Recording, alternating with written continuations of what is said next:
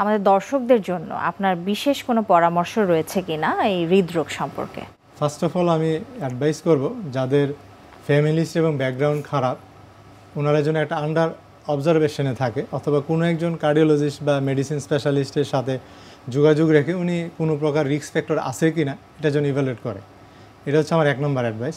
2 নম্বর আমি বলতে চাই যাদের যেখানেই হার্ট অ্যাটাক হোক যেখানে যাই থাকুক যদি আপনার যত কাছে কার্ডিয়াক সেন্টার থাকে আমি বলবো as early as possible attend করে প্রয়োজনে এনজিওগ্রাম করে বিষয়টাকে যেন সলভ করা যায়। সেটা যদি পিসিআই করা যায় বা স্টেন্টিংয়ে যাওয়া যায় সুযোগ থাকে এটাকে যত আর্লি সলভ করবেন তত আপনার কার্ডিয়াক মাসেলের ফাংশন তত ভালো থাকবে। 3 নম্বর বিষয়টা আমি বলবো যাদের ক্রনিক ডিজিজ আছে সেকেন্ডারি নন কমিউনিকেবল ডিজিজগুলো আমাদের যদি কন্ট্রোল রাখতে পারি তাহলে কিন্তু হার্টের উপর চাপ কমবে অনেক হার্ট ডিজিজগুলো আমরা কন্ট্রোল করতে পারবো। তাই অনুরোধ থাকবে যে এই ডায়াবেটিস, প্রেশার, ডিসলিপিডিমিয়া, কিডনি ডিজিজগুলো আরও যত সেকেন্ডারি ডিজিজ আছে ক্রনিক ডিজিজ এগুলো যত ভালো কন্ট্রোলে রাখা যাবে হার্টের ডিজিজ তত ভালো থাকবে বলে আশা করি ইনশাল্লাহ। অনেক ধন্যবাদ আমাদের অনুষ্ঠানে আসবার জন্য। জি আপনাকেও ধন্যবাদ।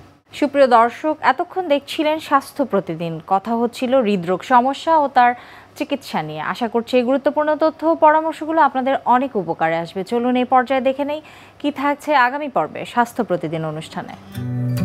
বিশেষ করে থাইরক্সিন হরমোনের সাথে গ্রোথ হরমোনের একটা ইম্পর্টেন্ট রিলেশন আছে।